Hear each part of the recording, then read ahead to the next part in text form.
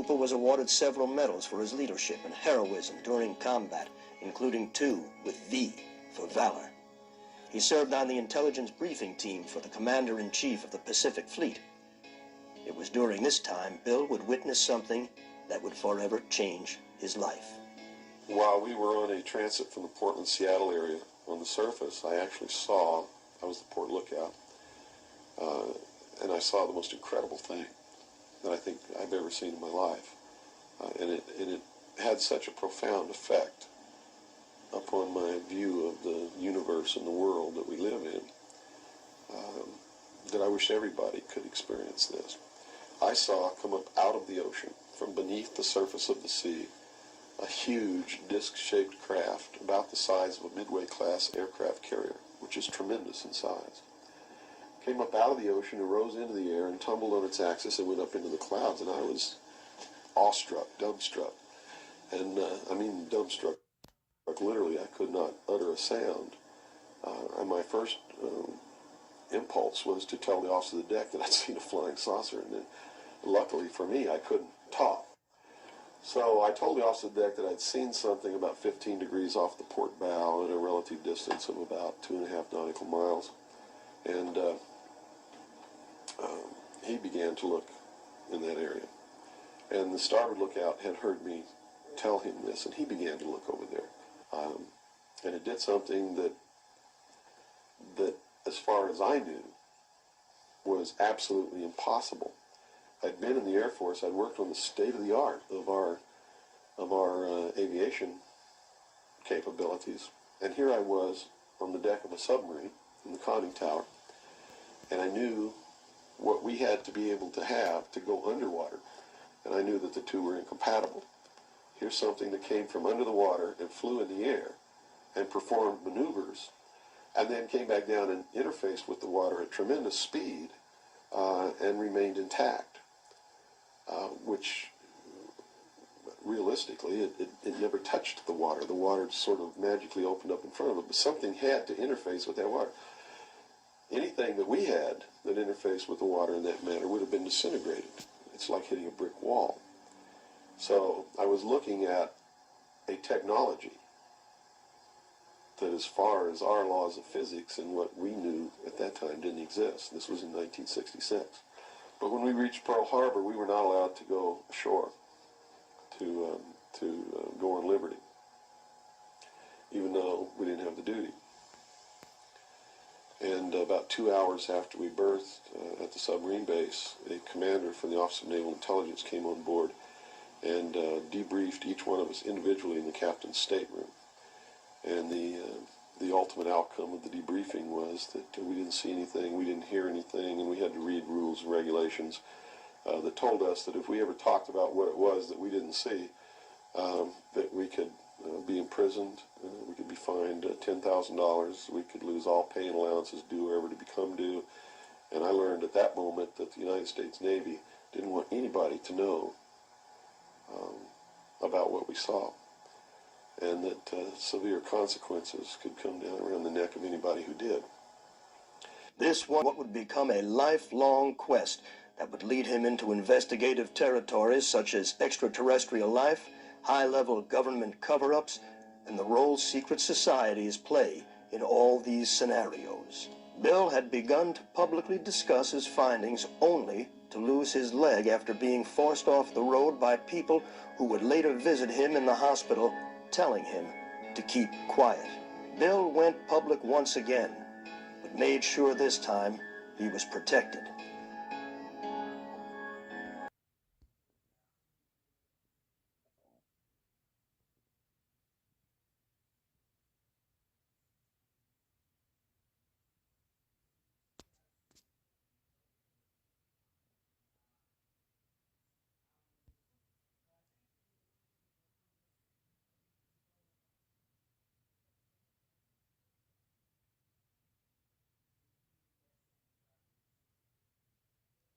That's how I protected myself, or at least that's what I thought would protect me, and so far it's proven to be right, was that if I got literally in front of the public overnight, in front of a large public, that they wouldn't do anything to me because it would substantiate what it was that I'm saying. And they certainly don't want to do that. But also create a martyr. And martyrs create tremendously dangerous political movements that they don't want that either. So literally, within a 24-hour period, I spent $27,000 mailing a thick packet of information all over the world to people I'd never heard of, didn't know. We went down and got some mailing lists and just mailed this stuff all over the world. And I've been in front of the public ever since. So I think basically those are the reasons. They don't believe that the public's really going to listen to me, and so far that's been true. There is a small group of people all over the world who are awakening, who are beginning to understand that they've been living their life in fantasy land, and who are actively seeking the truth. But by and large, when the secret power structure says, as I've put in the first chapter of my book, right out of one of their own technical manuals, that a nation or world of people who do not use their intelligence are no better than animals who do not have intelligence, and thus are stakes on the table by choice and consent, they're absolutely right about the majority of people.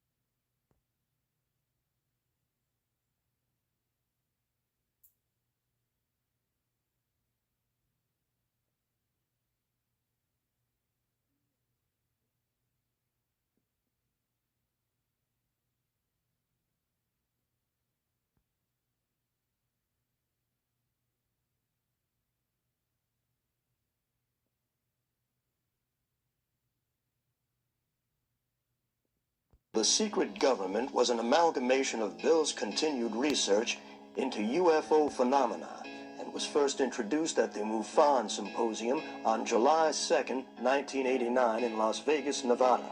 The document highlighted his research into the UFO crash in the late 40s in Roswell, New Mexico, and documents that alluded to President Truman's knowledge of extraterrestrial life and his administration's efforts to keep it quiet. Cooper had seen these documents while serving in naval intelligence. But eventually, when they began to have confidence in me, I began to see things coming across my desk that were just absolutely incredible. And a lot of it is really hard to talk about because it's so far outside the normal concept of reality for the average American that they're going to find a hard time believing any of it. But I saw documents that were labeled under the classification top secret, and the compartmentalized, or the compartment that was put into was called MAGIC, M-A-J-I-C, which told me that UFOs are real, which I already knew. I'd seen one. But this went farther than that. It told me that they were extraterrestrial in origin, that there were 4 different extraterrestrial species or races visiting this earth, and that they had actually entered into an agreement with the United States government with one of these species of alien beings to exchange technology, and it told me all the projects that that was underneath this. Project Red Light was actually the testing of extraterrestrial craft. Project Plato was a diplomatic project. Pounce was the recovery of technology. Pluto was the application of that technology to our own secret space program, not the public space program. There are two different space programs. One is what the public gets to see, which is overseen by NASA, and the other one is a secret space program that nobody gets to see, which is really overseen by the Navy Department under specialized, compartmentalized black projects. I also saw documents under an operation called Operation Majority, which outlined the plans to bring together a one-world government. It also included extraterrestrial information within that. Project Grudge, which was the second project. First was Sign, and then Project Grudge, which contained all of the extraterrestrial information up to a certain point. I forget the year cutoff. And then it was contained after that in another project called Project Aquarius, which was the accumulation of the whole history of alien interaction on planet Earth. But I have to say at this point that I don't know if those documents were really telling the truth or not. They could have been showing me these things so that eventually I would go out and talk about this. And maybe that'll become clear to you later why they may have done that. It could be real. So.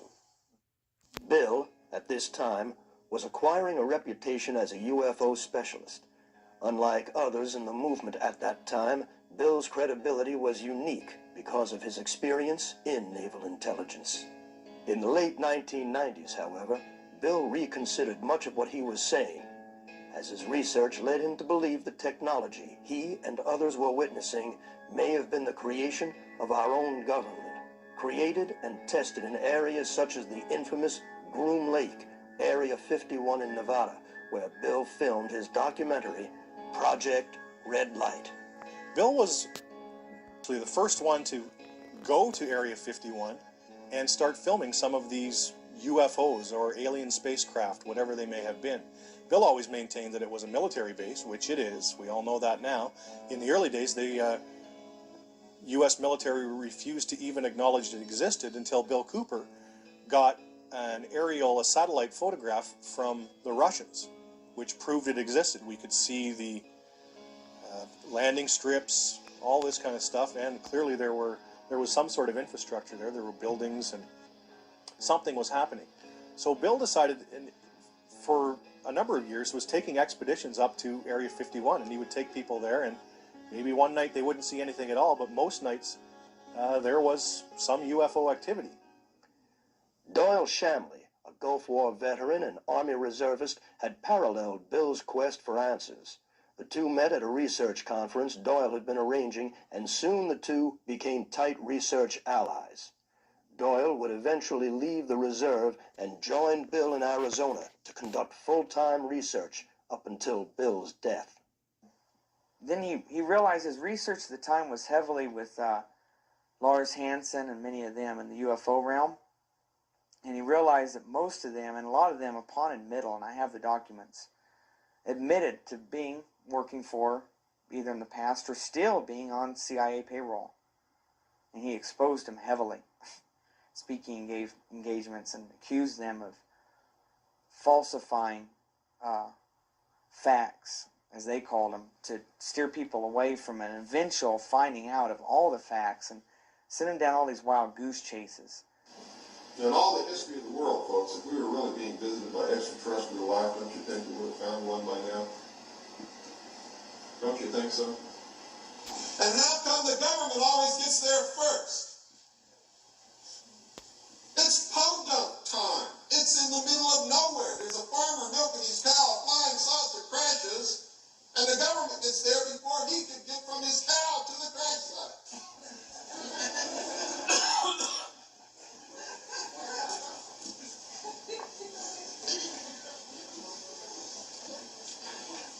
It's ridiculous. And I shudder to think that in the beginning, when I first came public, I may have been misleading somebody along those lines, that this whole thing is being brought about by extraterrestrials. I think some of us were really used in the service of our country, and I'm very angry about that. He then realized that the scope of it was not going to be handled by just searching the paranormal. We had to get more into our worldly realm, right here, right now, the politics, the economics. And that's when he shifted more towards government-type studies.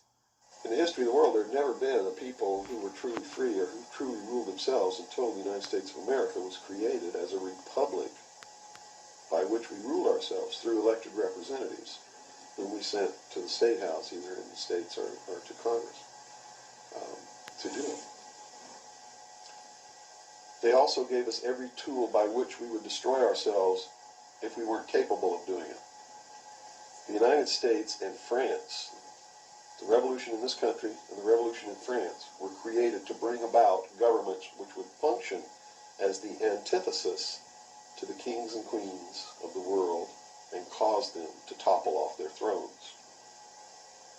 It also gave man a chance to prove once and for all whether he could rule himself or not. And if he could, fine. That would be the New World Order. If he couldn't, they built the tools into the Constitution to allow them to take it away from us. And those tools are the creation of the federal democracy within the boundaries of Washington, D.C., and the right to contract, through which, if we were irresponsible, we would contract to receive rights from that federal democracy and thus, in return, give up our freedom. And that's exactly what's happening. After lecturing, releasing documents, and doing talk radio for a number of years, Bill had finally synthesized his research, life experiences, and philosophical insights into what would become one of the most popular underground conspiracy books of all time. Behold, A Pale Horse. Beyond a doubt, I think the work that introduced Bill Cooper to the world has to be Behold, a Pale Horse. Now, Bill had released a lot of other documents and things, but up until 1991, when the book was published, self-funded, by the way, the book starts out with Bill describing himself, who Bill Cooper is. He was reared in an Air Force family, goes through his early... In the book of Revelations, because I have to tell you this, and you may think I'm nuts if you want to, but this is the truth. Either these men are following the book of Revelation, the book of Revelation as it is in the Bible. Mm-hmm. They're either following it, just like a plan, and bringing the prophecies in there to pass to manipulate and control those who believe in those prophecies and neutralize them, so to speak. In other words, if this is written in the Bible and God has ordained it, who am I to resist? It must come to pass, so I'm not going to try to stop it. Okay. What a perfect way to neutralize the opposition right off the bat. Or there really is a God, and what he said was going to come to pass is coming to pass. And I named this, Behold, a Pale Horse, from chapter 13 of the book of Revelations. The fourth horse, the fourth horseman of the apocalypse is the pale horse. And I looked, and behold, a pale horse, and his name that sat upon him was Death. And hell followed with him, and power was given unto them over the fourth part of the earth, to kill with sword, and with hunger, and with the beasts of the earth. And that is taking place now today. The fourth horseman is riding across the world now. That's what AIDS is all about. That's what all these little brush fire wars all over the world are all about. That's what's happening. That's why cancer cures are suppressed.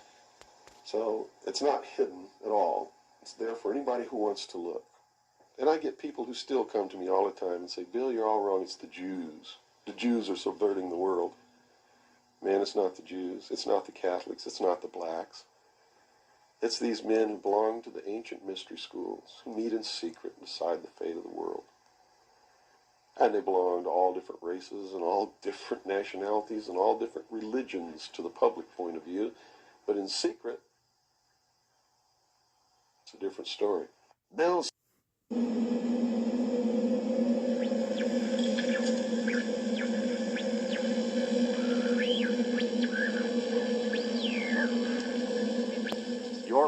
to the hour of the time. I'm your host, William Cooper.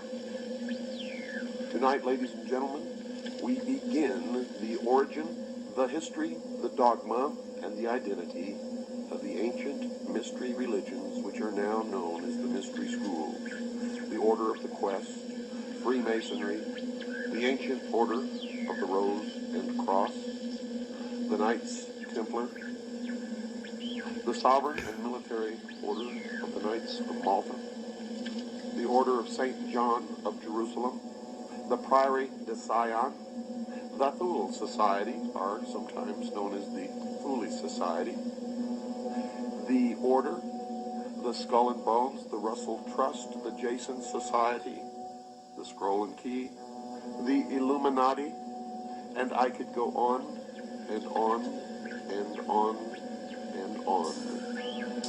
But the most important thing to realize is that they all have been collectively known throughout the ages as the mystery schools, the Illuminati, which literally means illumined ones. They are all one and the same, as you will come to know, and you will understand perfectly how they've been able to infiltrate all of our society. What you hear tonight does not necessarily reflect my views or beliefs or religion.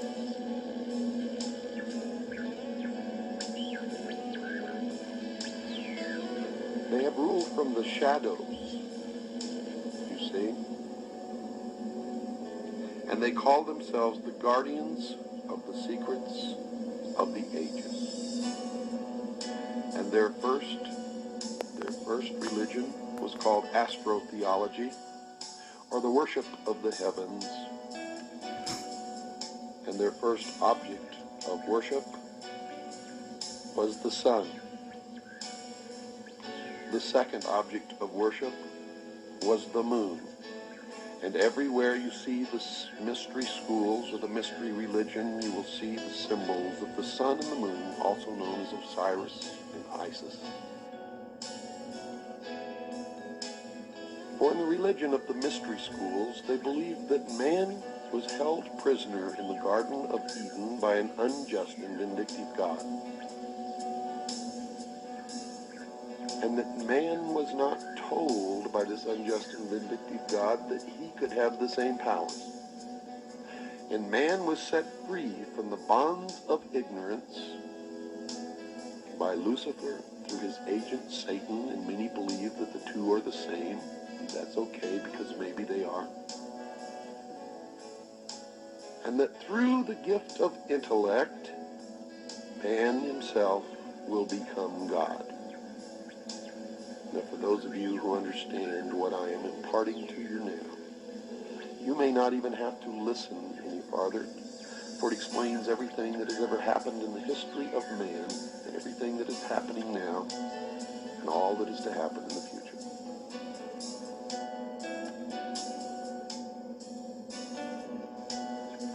They believe that the tree-dwelling ancestors of man were among the most intelligent beings of their distant age.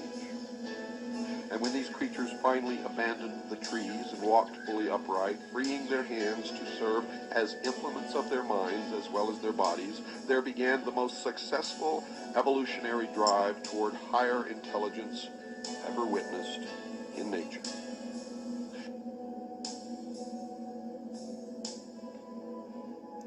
The Neanderthals. Now notice, Lucifer was called the son of the morning star.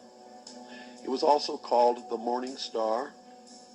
And there is a great mystery here, because Christ also called himself the morning star. But I have been told by those who have been initiated in the mystery schools that Christ and Lucifer are one and the same being.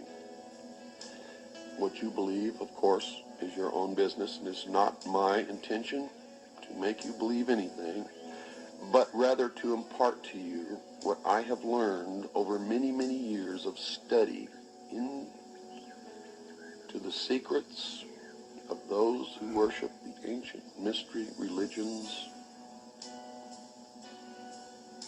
in secret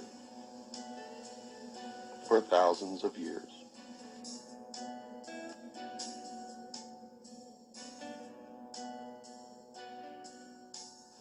I do not advise you what you should believe or not believe. But I do advise you that we all need to learn as much as we can about everything that we can, because one thing I have learned in my life is that most of what we have ever been taught has been a lie. And that whoever these people are, who are the priests, the adepts, the initiates, the mystery schools, they are in control, and they are shaping the future, and that future will affect all of us, so we had better learn as much about them as we can. One of the brilliant things about Bill was that he was able to fluidly switch between when he was reading to when he was commenting, so that sometimes it was imperceivable. He had such a fantastic grasp of the English language that he could speak to you almost the same way that these ancient texts did. We have to be very careful about how we interpret what we read, especially the Bible. And I'll tell you why. When I research these secret societies, and I research the Bible, and by the way, I'm a Christian, so if you're a Christian, don't think I'm knocking your religion. I'm not. I'm just telling you what I found. I have found that at the very heart and core of all these secret societies lurks the Cabala. The Cabala is the ancient Jewish mysticism. It is a method of encoding information through a system of mathematics and numbers. It is some of the most ancient knowledge that man has ever possessed and has been kept secret and given only to those who have proven themselves worthy through the process of initiation. Nobody knows where it comes from. I can tell you this, it was there long before the Jews came along. The Jews just took it and preserved it, and they passed it down, and it's used by everybody, because it's at the heart and core of the secret knowledge, the metaphysics, the real science that none of us know anything about. These people that belong to the secret societies never dared to write down in any language what they knew, what it was that they were guarding, because then someone could steal it, and then the secret would be out.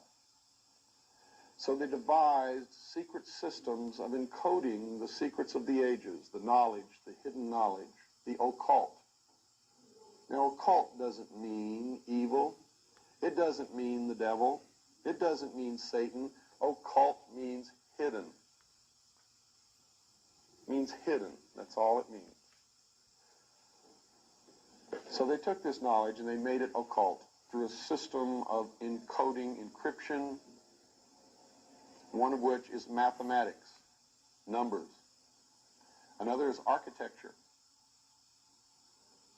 Everybody wonder, why do they have a fraternal organization called the Freemasons? Aren't those the guys that build walls? You bet they do. But every wall they build contains the secrets that have been kept and maintained throughout the ages, and it's encoded in the architecture and in the measurements of the buildings and in the mathematical formulas used to derive the geometry, the shape, the length and breadth and height of rooms. It's all encoded there. Is repugnant in a free and open society, and we are, as a people, inherently and historically opposed to secret societies, to secret oaths, and to secret proceedings. For we are opposed around the world by a monolithic and ruthless conspiracy that relies primarily on covert means for expanding its sphere of influence, on infiltration instead of invasion, on subversion instead of elections, on intimidation instead of free choice, on guerrillas by night instead of armies by day. It is a system which has conscripted vast human and material resources into the building of a tightly knit, highly efficient machine that combines military, diplomatic, intelligence, economic, scientific, and political operations. Its preparations are concealed, not published. Its mistakes are buried, not headlined. Its dissenters are silenced, not praised. No expenditure is questioned, No rumor is printed, no secret is revealed. And so they ordered his execution. It was actually ordered by the policy committee of the Bilderberg Group in The Hague in Geneva, Switzerland, and was carried out by agents of the secret government in Dallas. The man who actually administered the coup de grace was the driver of the car, William Greer. We have a film in beautiful living color that you can actually see with your own eyes William Greer turn with an assassination pistol in his left hand and shoot the president point blank in the head over his right shoulder. It's incredible it's been hidden from the public for all these years, but the same film has been shown on television for all these years, but they've always zoomed right in on Kennedy and cut the driver out, so you can never see it. It's the Zapruder film. It was never shown to the Warren Commission. They never saw it. Non-existent.